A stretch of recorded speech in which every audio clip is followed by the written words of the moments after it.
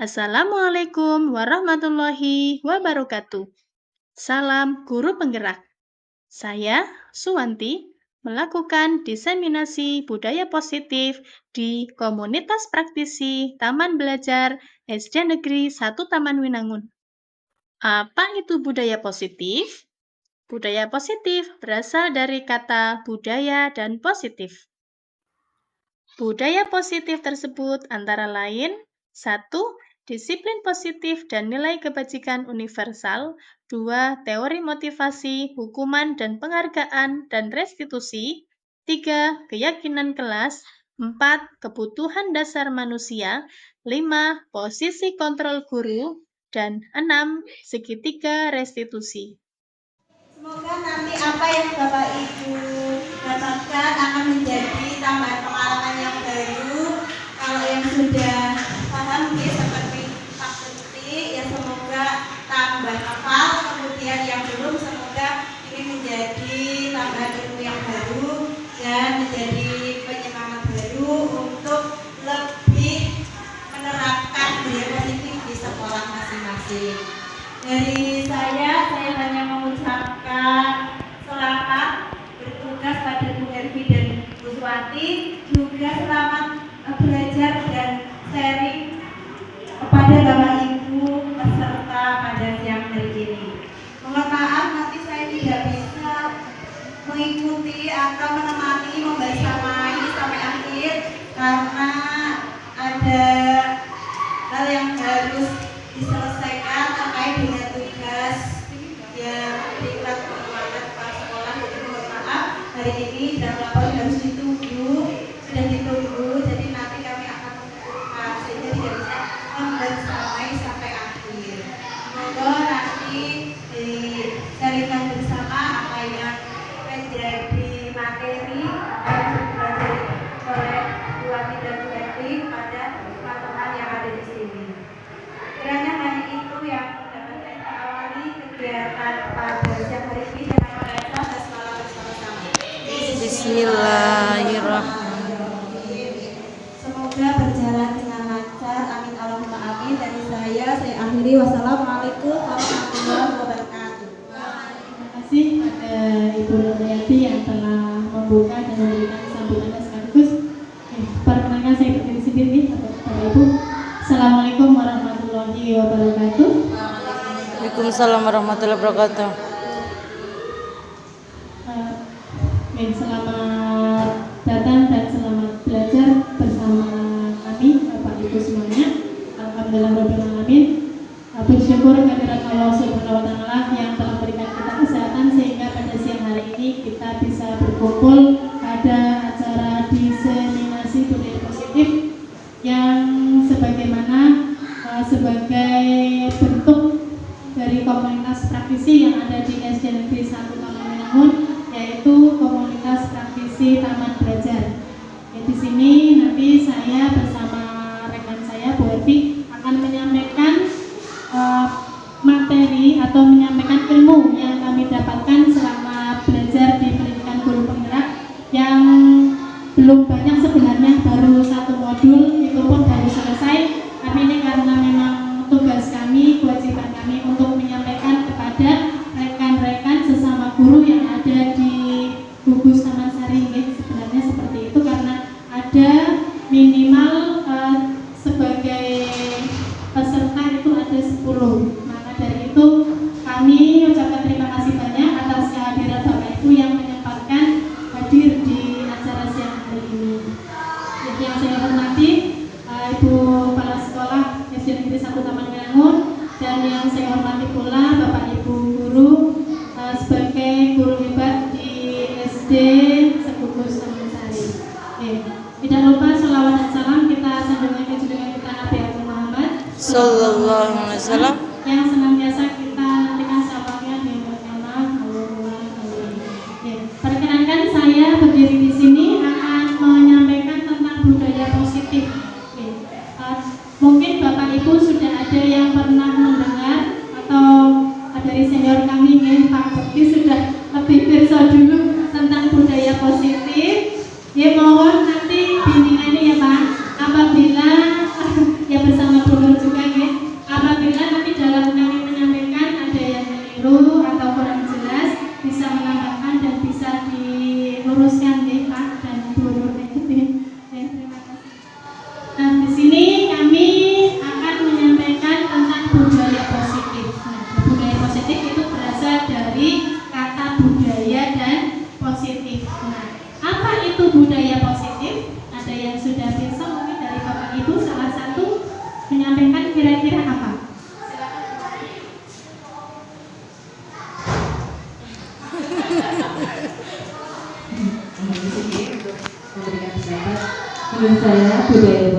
mendukung kebiasaan positif atau kebiasaan baik yang sudah biasa dilakukan.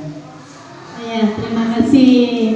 Ya, pendapat Bu Nani, budaya positif adalah kebiasaan baik yang biasa dilakukan. Nah, kita akan melihat budaya positif itu adalah budaya kalau kita biasanya mendengar itu budaya tentang suatu kesenian biasanya ya, budaya ada tarian bayaran dan lain sebagainya. Tapi lebih dari itu, di sini yang nanti kita akan bahas adalah tentang budaya kegiatan yang dilakukan di sekolah ataupun di kelas yang bernilai positif.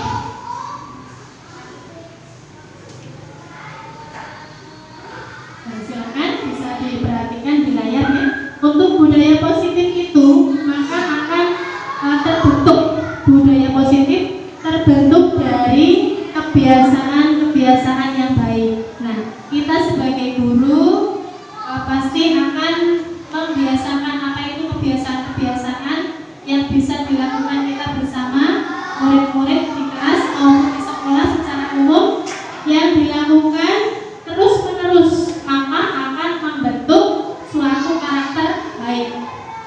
Nah, dari karakter baik itu nanti akan membentuk budaya positif. Jadi budaya positif itu tidak bisa dibentuk dengan secara cepat, ya, secara kapitan ya seperti itu ya. Tapi ada prosesnya. Ketika kita menginginkan budaya positif, maka kita harus membiasakan hal-hal baik dulu, menanamkan kebiasaan baik di kelas maupun di sekolah. Setelah itu baru membentuk karakter baik, sehingga harapannya akan membentuk budaya positif. Nah, lingkungan yang positif itu lingkungan yang terdiri dari warga sekolah yang saling mendukung. Jadi tidak bisa hanya gurunya berjuang sendiri untuk menginginkan anaknya, misal saya di kelas 5 saya ingin siswa saya, murid saya itu menjadi murid yang secara tujuan nasional bisa tercapai tujuan pendidikannya. Kalau tidak bekerja sama dengan semua komponen yang ada di sekolah itu, maka mustahil bisa dilakukan. Kalaupun bisa mencapai itu tidak maksimal, ya. Nah, saling belajar, saling bekerja sama sehingga tercipta kebiasaan-kebiasaan baik. Nah, kalau kita misalnya penerapan di kelas, mungkin kita bisa bersama murid kita hanya satu kelas. Tapi kalau pembiasaannya itu dilakukan di sekolah, maka kita harus berkolaborasi dengan kepala sekolah, dengan bapak ibu guru dari kelas yang lain, dan mungkin bisa kolaborasi dengan orang tua untuk menanamkan kebiasaan-kebiasaan yang baik.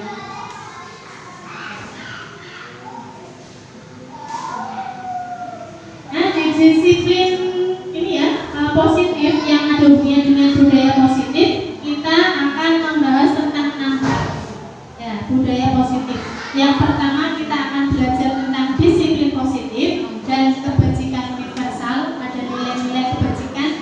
Nah, nilai kebajikan adalah nilai kebaikan ya. Kalau mungkin di telinga kita lebih sering mendengar kebaikan ya Bapak Ibu daripada kebajikan ya, tapi istilah di kurikulum mereka itu nilai-nilai kebajikan.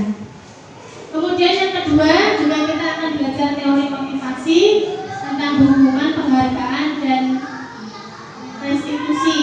Yang ketiga kita akan belajar tentang keyakinan kelas, terus kebutuhan dasar manusia, posisi kontrol guru, dan yang terakhir tentang segitiga restitusi. Mohon maaf Bapak Ibu, saya di sini tidak bermaksud untuk menggurui panjenengan semua karena saya yakin Bapak Ibu itu lebih berpengalaman daripada saya dan lebih banyak ilmunya daripada saya. Ya, karena saya berusaha untuk menyampaikan apa yang saya tahu, apa yang saya pahami. Jadi nanti kita belajar bersama-sama. Sebelumnya ini ada kegiatan tentang disiplin positif. Berpasangan silakan Bapak Ibu berdua yang duduk bersebelahan yang mudah ya. Silakan ada kegiatan mengepal. Nah, salah satu ada yang mengepal tangan. Boleh mau tangan kanan mau tangan kiri bebas. Silakan Bapak Ibu berpasangan. Jadi yang satu mengepal, tapi yang satu berusaha untuk Misalnya Bu Rofi dengan Bu Nani. Yang mau menghafal siapa? Nah, yang mau membuka kepalan siapa? Silakan, monggo dirempung berdua. Nah, kalau setelah nanti sudah ada yang menghafal, ya, yang menghafal itu kira-kira kalau namanya dulu kalau pas saya kecil ya, ada yang permainan, ada yang hukum, terus ada yang buka sekuat-kuatnya sampai terbuka begitu, ya.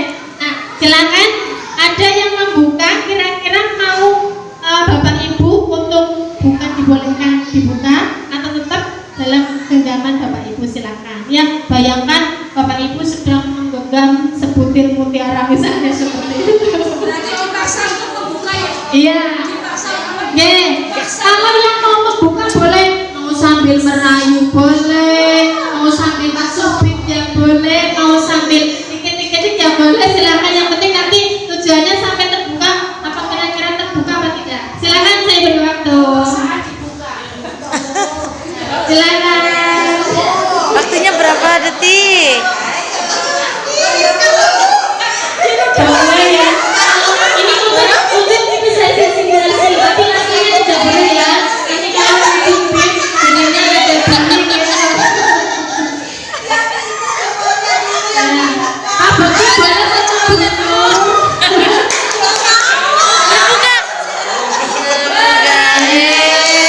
Berhasil belum? Kalau Pak Bekti ada bukan pegang tapi mau mempertahankan selesainya.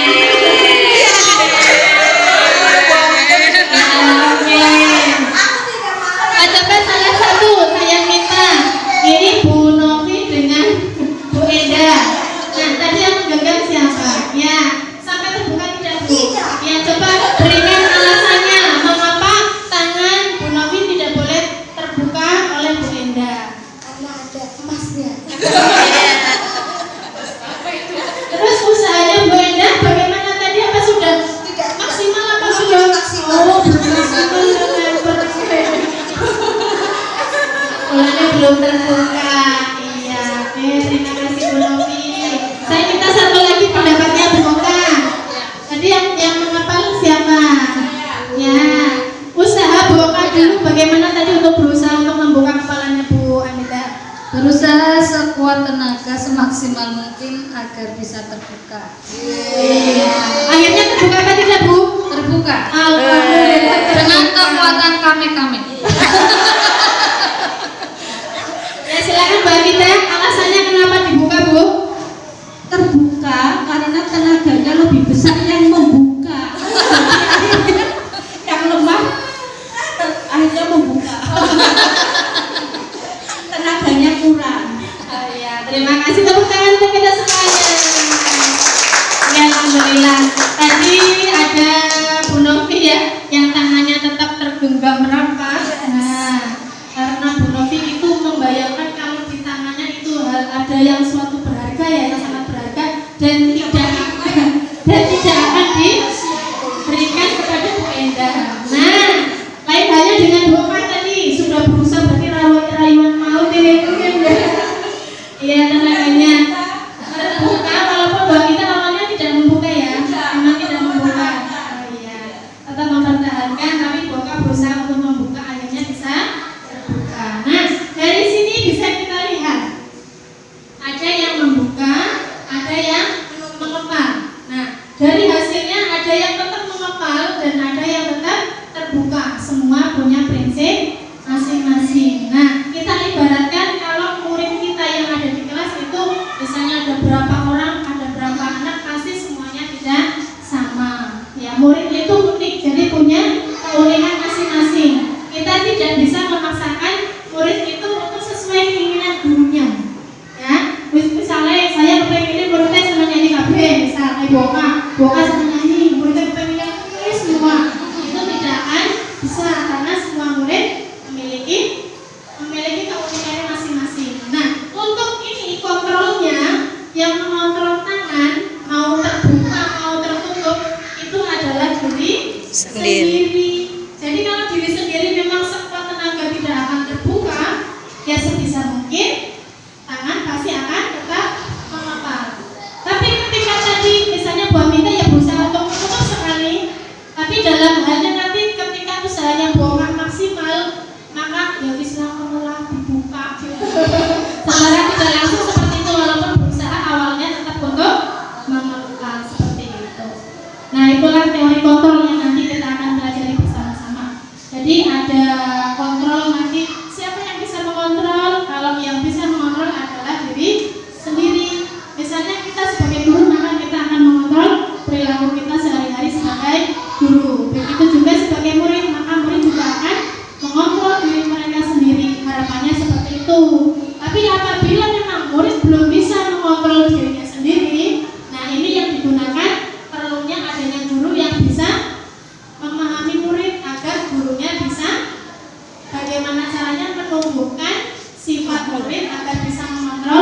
hadirnya sendiri tanpa harus diperintah.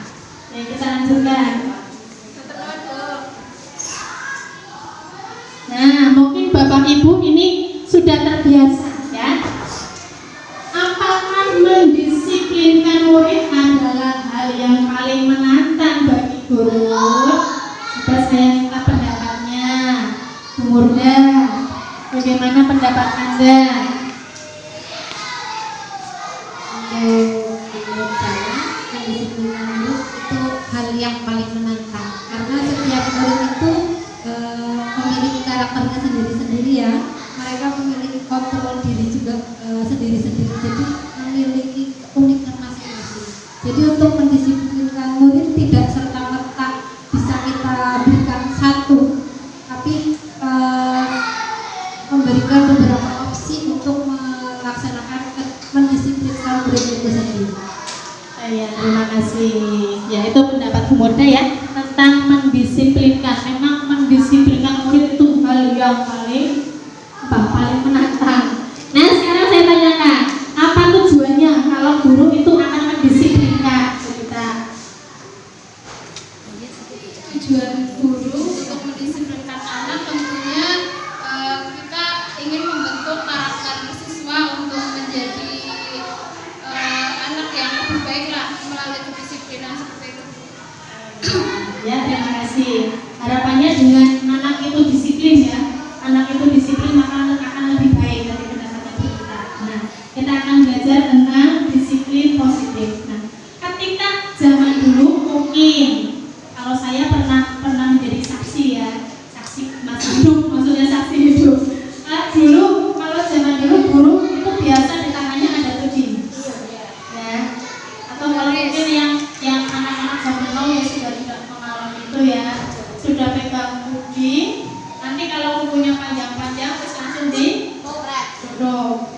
Atau mungkin ada yang pegang penghapus atau kapur, ada yang orangnya langsung dibalang. Itu hal biasa kalau dulu ya.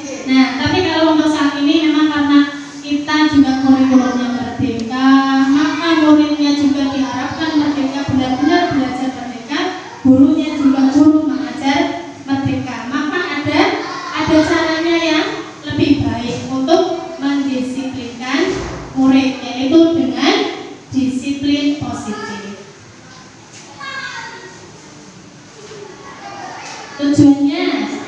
Tujuan dari disiplin positif yaitu membentuk murid yang berkarakter, berdisiplin, santun, jujur, peduli, tanggung jawab, dan sepanjang hayat sesuai dengan nilai-nilai kebajikan.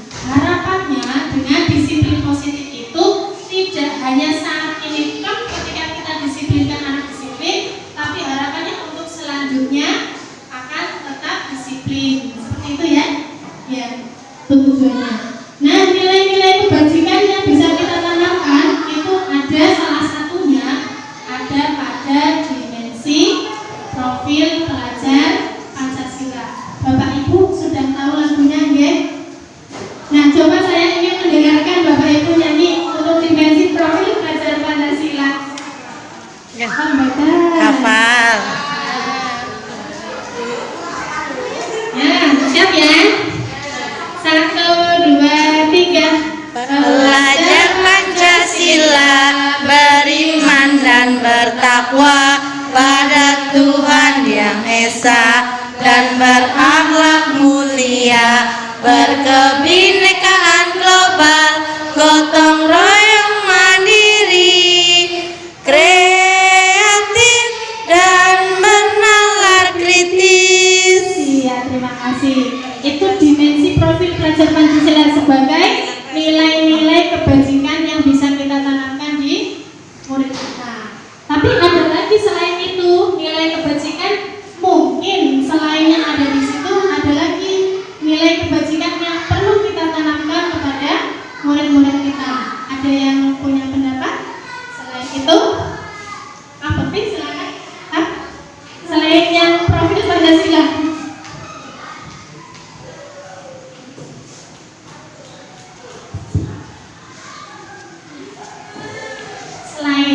Mungkin selain dari yang dimensi profil pelajar Pancasila, ada nilai kebajikan lain yang mungkin sebagai harapan dari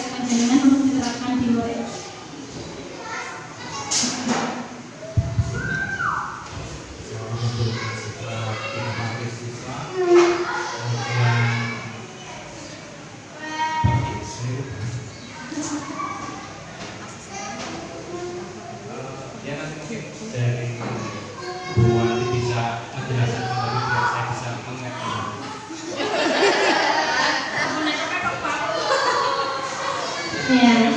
Ya, terima kasih.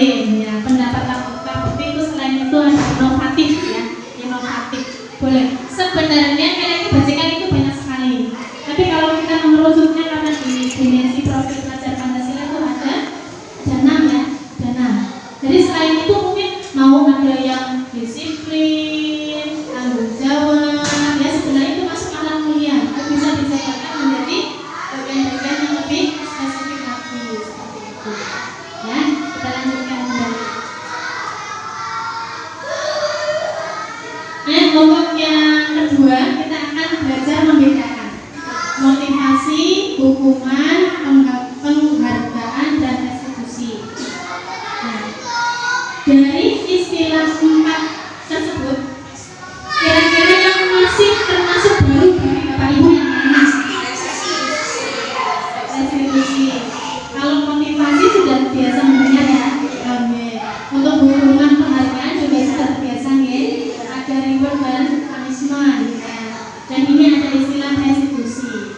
Nah, kita akan membedakan kira-kira itu bedanya apa di 4 itu tadi. Karena kalau awalnya dulu ada teori stimulus kontrol ya, sangat tegasnya mungkin seangkatan saya Bu Novi ya, tapi itu tahu ada stimulus kontrol kayak mana zamannya kata kuliah saat itu.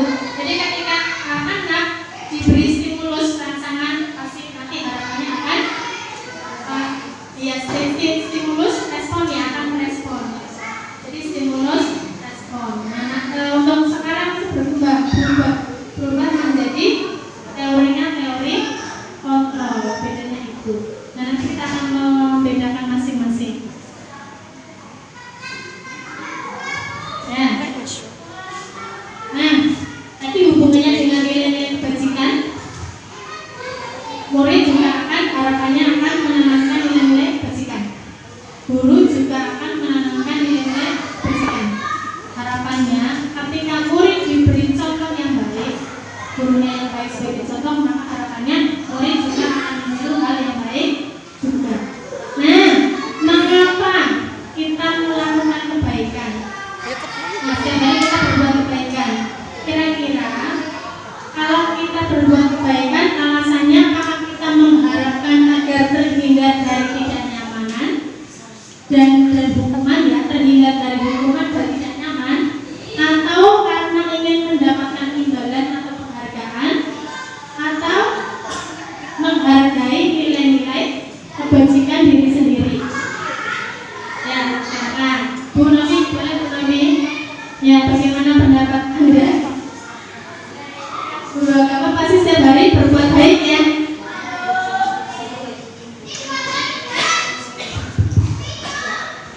Mungkin menurut saya, mengapa saya pribadi ya melakukan kebaikan, salah satunya dari antara 3 itu saya cenderung menghargai nilai-nilai kebajikan tersebut. Terima kasih.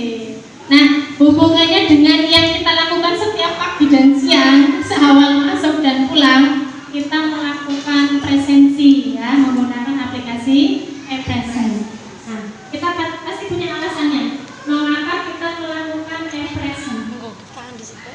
Ya, silakan disambung. Mengapa? Alasannya mengapa? Apa agar terhindar nanti hukuman dan lain sebagainya, dipanggil atau mungkin dihukum atau tidak nyaman? Ya, mengapa guru melakukan e-present? Kalau untuk saya pribadi, yang pertama menghindari ketidaknyamanan dan juga hukuman. Memang secara itu tadi pendapat Mbak Novi ya, kita berbuat baik karena menghargai nilai-nilai kebajikan itu sendiri.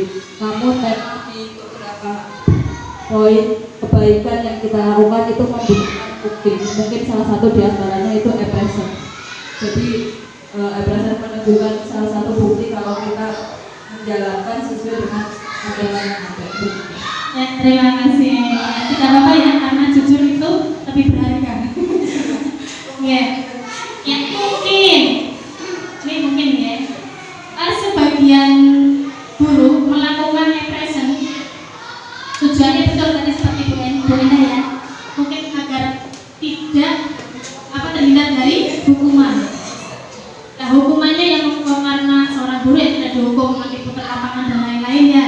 Hukumannya nanti berhubungan dengan gaji dipotong, tunjangannya dipangkas mungkin seperti itu.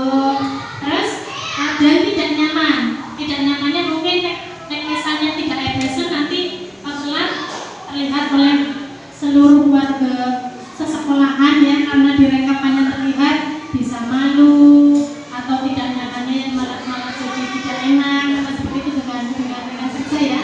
Nah seperti itu. Tapi harapannya mengapa kita melakukan sesuatu, kita harapannya di poin ketiga, yaitu karena kita menghargai nilai-nilai kebajikan yang ada dalam diri sendiri. Misalnya Bu Nani punya nilai kebajikan disiplin. Nah, karena beliau memang punya nilai disiplin, maka beliau berusaha untuk datang tepat waktu melakukan e-present. Kalaupun dulu belum ada e-present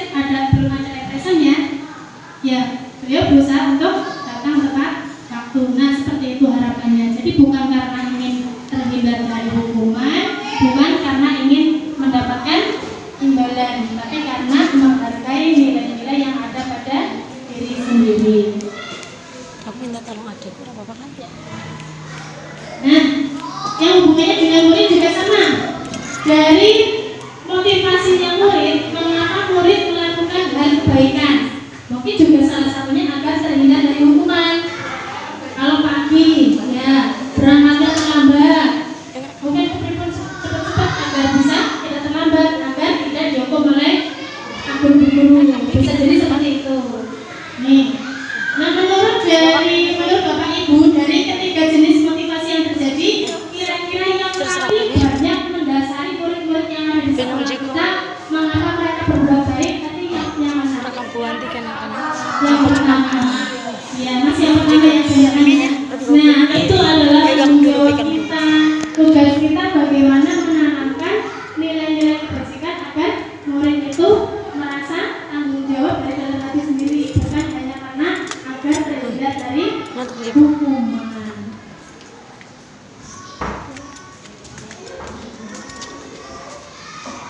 Ini untuk strateginya dalam menerapkan disiplin positif.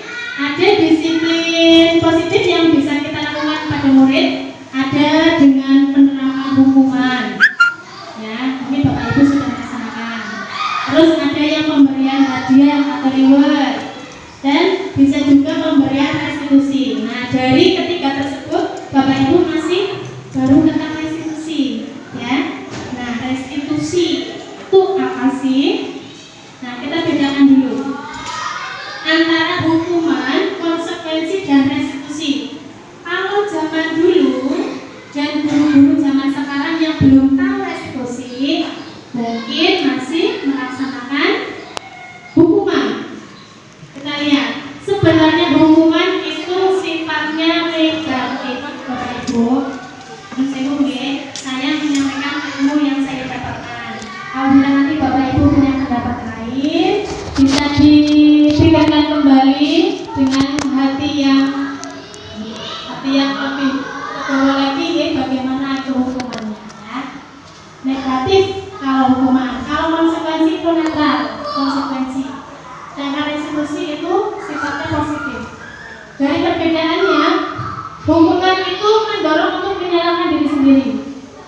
Karena anak ketika misalnya gurunya menghukum, ada hukuman, anak biasanya sudah merasa bersalah sendiri dulu, menyalahkan diri sendiri. Terus konsep dirinya juga buruk. Nah, hukuman ini hanya dibuat oleh guru. Jadi tidak ada kesepakatan sebelumnya antara guru dengan murid. Bedanya dengan konsep konsekuensi itu dibuat bersama. Jadi guru dengan murid itu membuat bersama-sama. Misalnya saya di kelas ya, ada anak yang datang terlambat, maka ada konsekuensinya, sudah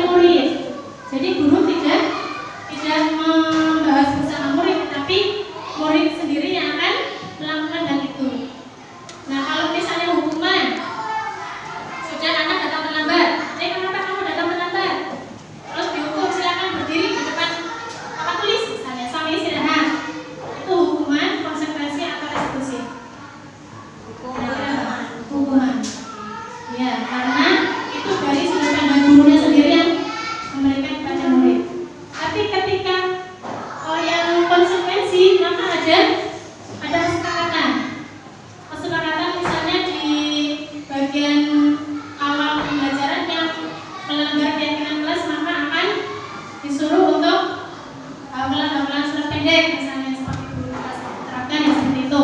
Itu sudah konsekuensi. Maka ketika secara otomatis mana melanggar keyakinan kelas, maka Bu, saya sekarang saya mau hafalan surat pendek karena kita melanggar. Jadi seperti itu. Tidak perlu diingatkan pun memang sudah tahu. Bu, saya mau hafalan. Kenapa kamu tadi kita tidak bawa buku atau tidak pikir? Seperti itu ada timbal baliknya. Jadi ada antara guru dengan murid. Nah, kalau restitusi ini harapannya yang paling baik, yang paling positif. Jadi siswa murid itu dilatih untuk bisa menyelesaikan masalahnya sendiri. Guru hanya menuntun, hanya membimbing, tapi semuanya dari murid. Misalnya anak yang datang melanggar, tanya alasannya kenapa. Ketika sudah tahu alasannya kenapa, terus nanti ditanyakan kira-kira untuk memperbaiki sikapmu yang tadi dalam terlambat itu bagaimana. Maka anak akan mencoba mencari jawabannya sendiri. Nah, nanti tinggal ketika anak sudah ingin seperti itu, terus oleh guru juga yang mungkin itu hal yang baik, maka bisa dilakukan kepada murid tersebut. Ada bayangan ya Bapak Ibu? Ya, kita lanjutkan. Nah, dari tindakan guru kita membedakan antara hukuman dan konsekuensi. Mencatat 100 kali di dalam buku, saya tidak akan datang terlambat karena terlambat sekolah. Itu kira-kira termasuk hukuman atau termasuk konsekuensi? Hukuman. Ya, hukuman. Oke, kita lihat. Yang kedua, lari mengelilingi lapangan basket 2 kali karena terlambat hadir di sekolah. Hukuman. Ya, saya tahu dulu jawaban itu ya. Yang ketiga, murid diminta untuk push up 15 kali karena tidak menggunakan masker di sekolah. Hukuman juga. Ya, lanjut. Menggantikan kertas tugas teman yang telah dicoret-coret. Konsekuensi. Terus, membersihkan tumpahan air di meja tulis karena tersenggol pada saat belajar. Konsekuensi. Murid disuruh untuk mengenakan sepatu seharian di sekolah karena tidak mengenakan sepatu hitam. Hukuman. Lari mengelilingi lapangan basket 2 kali karena terlambat 10 menit untuk pelajaran olahraga. Hukuman atau konsekuensi? Ini untuk hukuman dan konsekuensi dulu ya. Ya, nanti restitusi ada sendiri. Oke, kita cocokkan. Dari pendapat Bapak Ibu tadi, kira-kira jawaban tadi masih keliru yang mana? Yang bawah sendiri. Nah, kira-kira Bapak Ibu tahu alasannya mengapa kok lari mengelilingi lapangan basket 2 kali terlambat 10 menit olahraga itu termasuk konsekuensi? Ada yang bisa?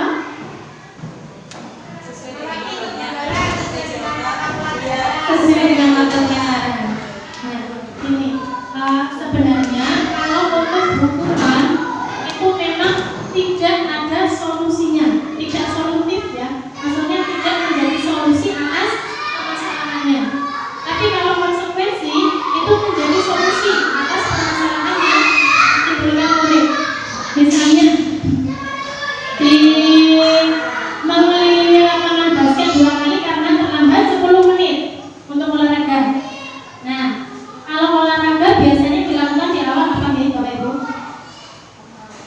Pemanasan. Nah, karena terlambat 10 menit, maka murid tersebut tidak pemanasan. Maka dari itu guru menyuruh untuk mengelilingi lapangan, tapi yang solutif karena hanya mengelilingi lapangan hanya 2 kali. Itu ya. Bisa dipahami ya? Ya. Lanjut. Nah, ini tentang keyakinan kelas. Nah, saya ingin bertanya, apakah Bapak Ibu sudah menyusun keyakinan kelas? Nah, sudah. Alhamdulillah. Sudah semua ya? Ya, keyakinan kelas atau kesepakatan kelas sama. Ya. Nah, bagaimana cara menyusun keyakinan kelas? Apakah Bapak Ibu menyusun sendiri atau bersama murid-murid? Oh, bersama dengan murid. Ya. Kita sini. Ada peraturan, ada keyakinan kelas.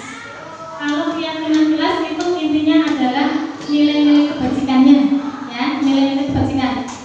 Kalau yang saya buat kemarin cuma tulisannya masih panjang. Siswa datang tepat waktu.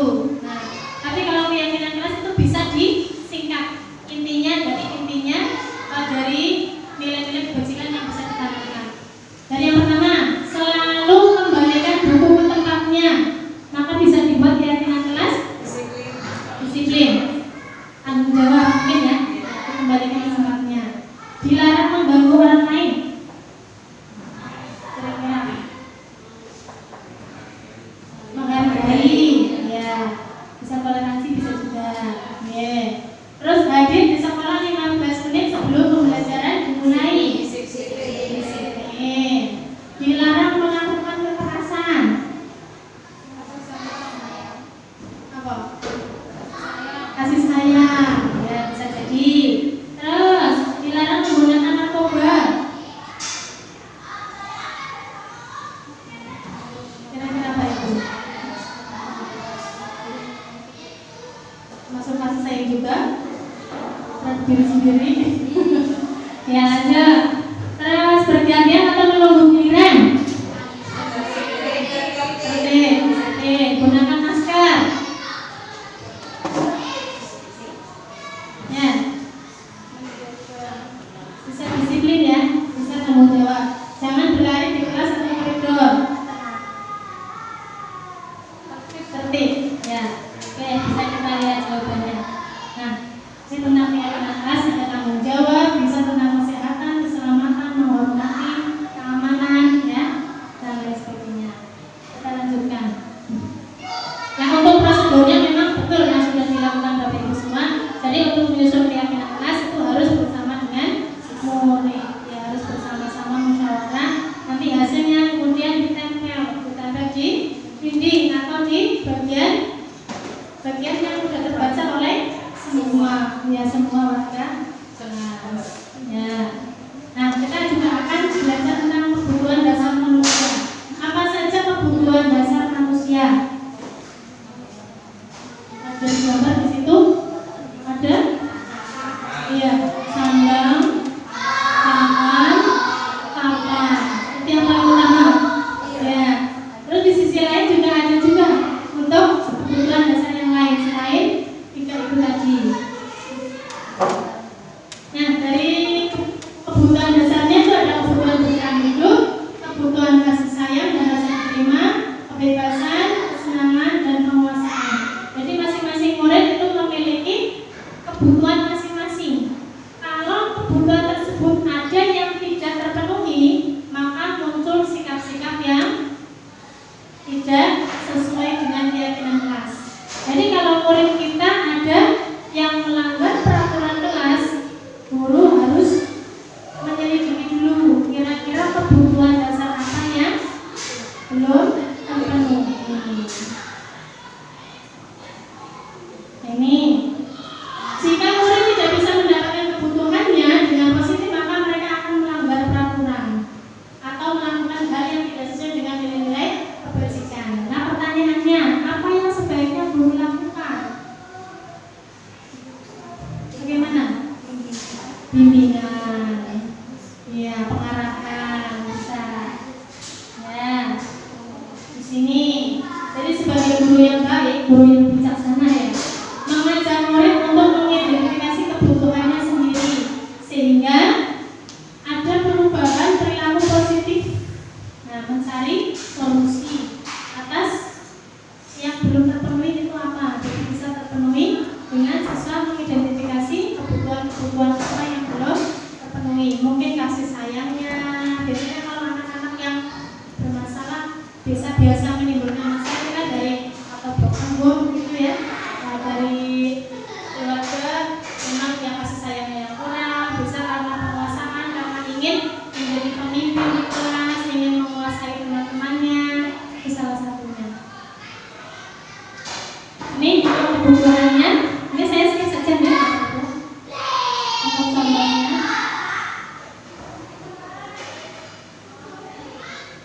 Nah,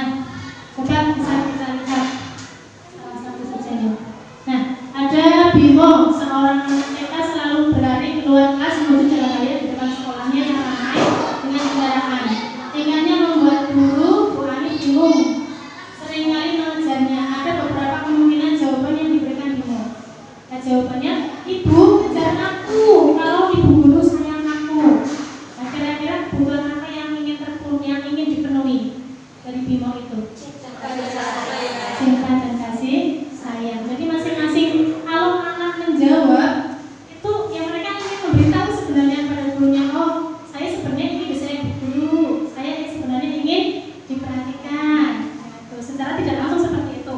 Tapi karena ya memang murid itu unik ya dengan cara anak-anak. Ya ini contohnya.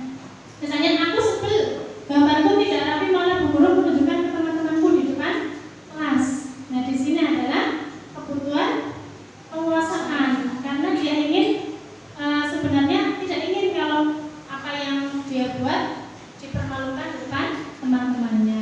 Jadi guru harus mengetahui kebutuhan, ada 5 kebutuhan dasar manusia, termasuk kebutuhan murid yang harus dipenuhi. Nah kita belajar ke posisi kontrol. Tadi di depan kita belajar untuk mengontrol tangan ya, menggenggam tangan, apakah mau dibuka atau tidak. Nah di posisi kontrol guru itu bisa mengontrol murid, sebenarnya bisa. Nah dengan cara apa mengontrolnya? Ini ada cara-caranya. Jadi bisa sebagai penghukum, bisa sebagai pembuat merasa bersalah, guru sebagai teman, guru sebagai pemantau, dan guru sebagai manajer. Kira-kira Bapak Ibu sudah melaksanakan yang mana? Kira-kira apa sudah melaksanakan semuanya? Sudah? Sudah ya? Nah ini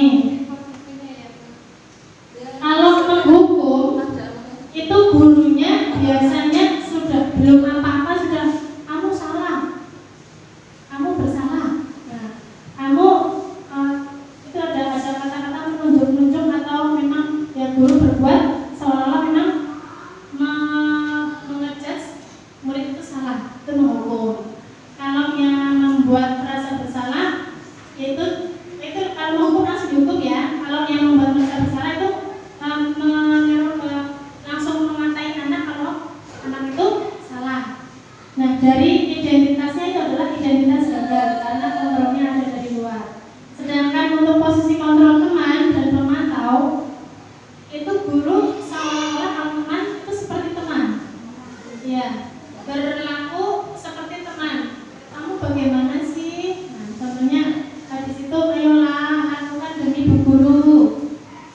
Nanti kalau kamu tidak mau belajar dengan sungguh-sungguh, nanti apa alasannya? Misalnya nilai-nilai kamu jelek. Tapi seolah-olah itu ucapan kata-katanya bukan memarahi ya sebenarnya ya, tapi bersikap seperti teman. Terus harapannya guru itu sebagai manajer. Nah, kalau manajer itu menanyakan tentang keyakinan kelas. Ada anak yang tidak mengerjakan PR. Kamu masih ingat keyakinan kelas kita apa? Dengan kesalahan anak tadi, misalnya dia tidak boleh harus mengerjakan tugas bu. Nah nanti kan anak menjawab. Nah itu hanya sebagai manajer saja guru. Jadi kalau kita masih guru sebagai penghukum atau guru sebagai pembuat masalah, maka ya kita bisa meningkatkan kemampuan kita agar posisi kontrol paling tidak kita sebagai teman. Setelah itu bisa kita coba kita sebagai pemantau, dan kita juga bisa sebagai manajer. Ya.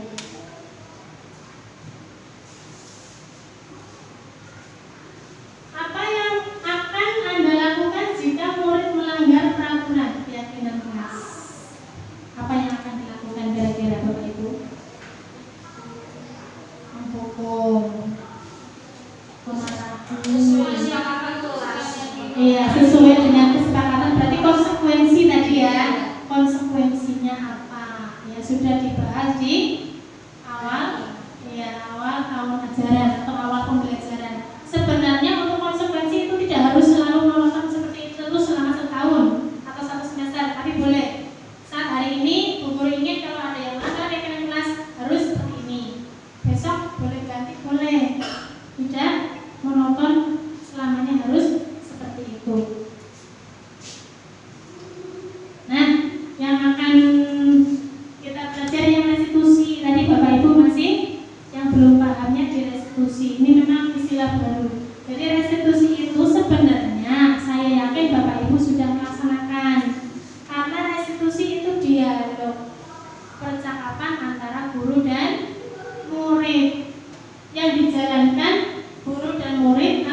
kumpul, bisa di rumah juga bisa dilakukan restitusi. Menghasilkan murid yang mandiri dan bertanggung jawab. Misalnya anak dipanggil, terus diberi pertanyaan, ada dialognya, tapi tidak menjurus ke teori kontrol tadi menghukum ya, langsung menghukum, tapi dituntun nanti akhirnya anak bagaimana anak cara memperbaiki kesalahannya mereka sendiri. Jadi bukan gurunya yang menentukan tapi muridnya. Ya baik Pak Guru. Pak Guru memanggil Pak Guru di sini. Ini beda-beda kita boleh. Boleh Pak Guru. Bagaimana kabarnya ini? Alhamdulillah baik. Perasaannya bagaimana? Perasaannya sedikit takut Pak Guru. Takut, kenapa takut? Karena hari ini saya tidak mengerjakan piket. Kenapa Bapak tidak mengerjakan piket hari ini? Mungkin bisa diceritakan Pak Guru? Saya malas Pak Guru, saya capek piket terus. Capeknya bisa diceritakan mungkin karena ada suatu hal Guru. Iya, tadi saya berangkat sekolahnya lari-lari karena kurang 5 menit, jadi lari-lari nggak sempat mengerjakan piket. Ya sudah, saya duduk aja. Coba ceritakan lebih lanjut lagi kenapa berangkat sekolahnya habis terlambat 5 menit dan lari-lari. Tapi bangunnya kesiangan, saya disuruh mandi nggak mampu. Oh begitu. Ya, masih Mbak Novi masih ingat nggak apa yang menjadi keyakinan di kelas kita? Iya, kalau tidak mengerjakan piket, nanti saya harus berliterasi, membaca buku di depan teman-teman, seperti itu Pak Guru. Begitu. Mungkin ada hal yang lain lagi? Ada, saya harus mengerjakan piket nanti setelah pulang sekolah. Oke. Untuk memperbaiki kesalahan dari Mbak Novi mungkin bisa disampaikan ke Pak Guru hal apa saja yang akan dilakukan? Saya akan nanti setelah sekolah saya akan mengerjakan piket. Kemudian besok lain kali saya tidak akan mengulangi lagi. Yang tidak diulangi apa itu?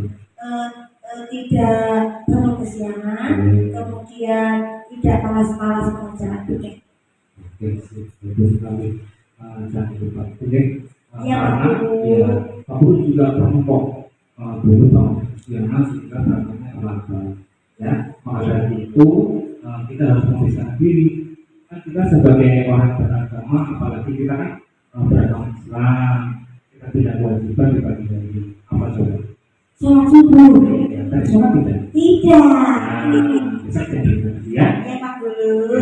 Guru akan menghafal lagi bersabar kalau sampai nanti Pak Novi kok lupa lagi nanti Pak Guru gitu ya. Terima kasih Pak Guru. Terima kasih saya Pak Guru. Ya Pak Guru, terima kasih. Nah, teorinya ini ada segitiga restitusi. Jadi untuk restitusi ada 3 tahapan. Yang pertama ada menstabilkan identitas.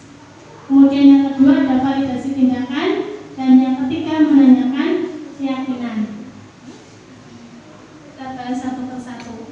Kalau menstabilkan identitas, ketika anak melakukan kesalahan, melanggar keyakinan kelas, maka kita yang pertama harus menanyakan ini dulu. Nah, jadi bisa pertanyaannya, membuat kesalahan itu sesuatu yang wajar. Jadi anak nanti untuk jiwanya bukan merasa bersalah, takut dulu, tapi dibuat santai dulu agar anak ya mungkin manusia memang tidak ada yang sempurna. Kita bisa memperbaiki masalah ini. Jadi anak sudah nyaman dulu, nanti baru mereka bicara alasannya mereka apa. Jadi untuk tahapan yang kedua, ini validasi tindakan yang salah. Nah, kamu bisa saja bertindak lebih gegabah. Kamu bukan melakukannya tanpa ada alasannya. Jadi nanti anak secara terbuka menyampaikan alasan mereka mengapa mereka melakukan seperti itu. Jadi tidak langsung menghukum, tidak langsung memarahi, tapi ada tahapannya dulu, ada urut-urutannya. Untuk yang ketiga, ini menanyakan keyakinan. Di akhirnya nanti anak yang memutuskan. Nih, untuk nilai-nilai yang telah kita sepakati apa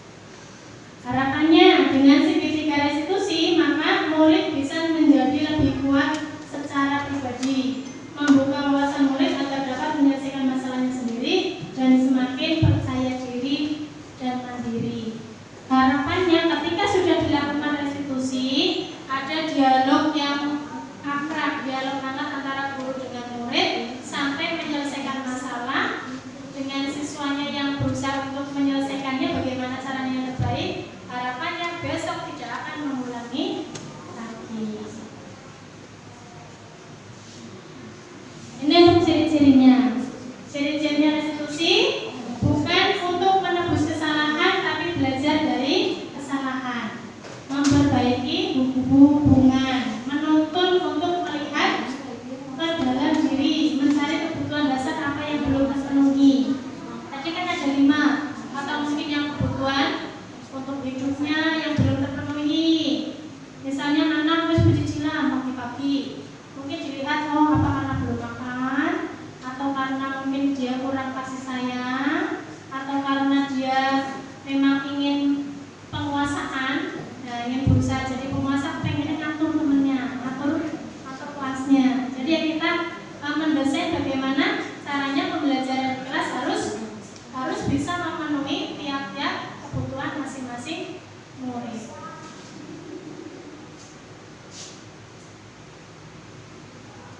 Ya, mungkin untuk materi yang saya sampaikan tadi ada 6 poin ya. Punten karena waktunya lumayan mepet. Saya hari ini sebenarnya setengah 1 tadi ada acara. Nah, ini untuk refleksinya, bagaimana perasaan Anda mengikuti diseminasi? Bu Indah, silakan Bu, bisa dijawab. Untuk ketiga pertanyaan sekarang saja Bu, silakan. Yang pertama, perasaan saya mengikuti diseminasi tentu saja senang karena merasa kita punya semangat untuk berbagi, semangat untuk sharing, di mana tadi saya melakukan beberapa ilmu baru, walaupun sebenarnya saya sudah melakukan, tapi bahasa yang digunakan mungkin perlu diperbaiki sehingga mudah diterima anak. Yang kedua, ilmu yang saya dapatkan yaitu bagaimana cara kita mendekati anak, mengetahui kebutuhan anak sehingga sebagai guru kita bisa memenuhi sesuai dengan kebutuhan anak tanpa harus menghilangkan hak-hak temannya yang lain ya, misalnya seperti tadi penguasaan. Kita bisa memberikan itu kepada anak yang membutuhkan, namun juga tetap memberikan kesempatan kepada yang lain dengan memberi pengertian supaya anak yang haus kekuasaan tadi misalnya tidak terlalu mengotori temannya.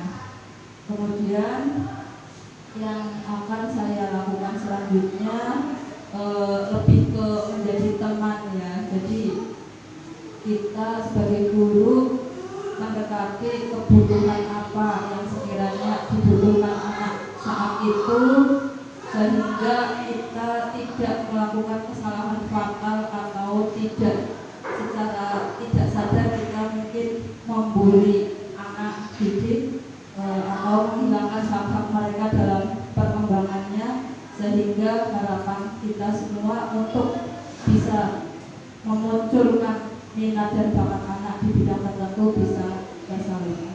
Itu dari saya, kurang lebihnya mohon maaf. Terima kasih. Tepuk tangan untuk kita semuanya.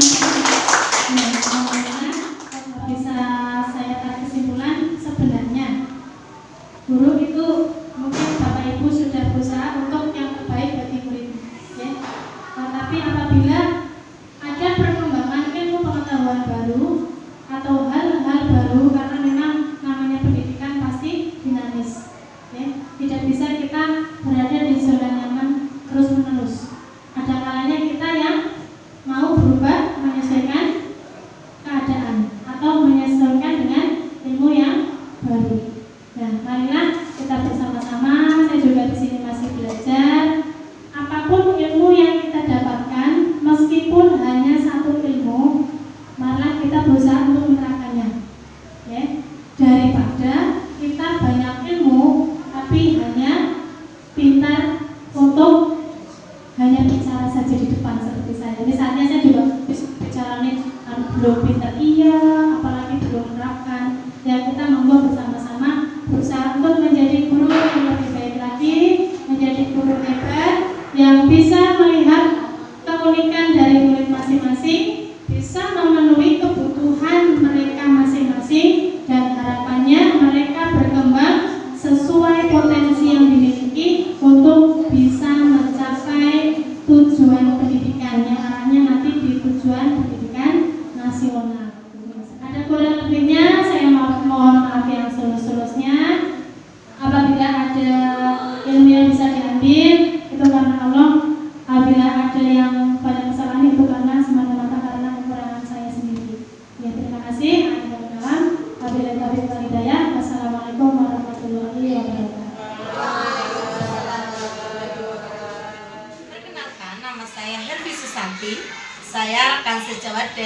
CGP Angkatan 9, Ibu Suwanti. Saya di sini akan memberikan pesan dan kesan untuk Ibu Suwanti.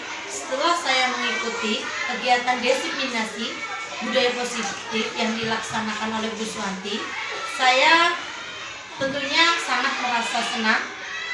Selain itu, saya juga merasa diri saya menambah banyak wawasan, karena dengan saya mengikuti kegiatan tersebut, saya jadi mengetahui beberapa budaya positif, banyak budaya positif yang ada di sekolah. Dan harapannya saya juga akan bisa melakukannya di sekolahan. Selain itu, saya juga belajar tentang segitiga restitusi yang dilaksanakan di sekolah. Segitiga restitusi yang saya pelajari pada kegiatan disiminasi yaitu memecahkan masalah anak yang telah diperbuat oleh anak, yang tujuannya agar anak tersebut dapat diterima oleh kelompoknya kembali dalam kondisi yang sama. Selain kegiatan disiminasi tersebut, tentunya dalam kegiatan tersebut saya juga mendapat banyak teman baru dari sekolah-sekolah lain yang tentunya bisa bertukar pikiran tentang budaya positif. Sekian dan terima kasih.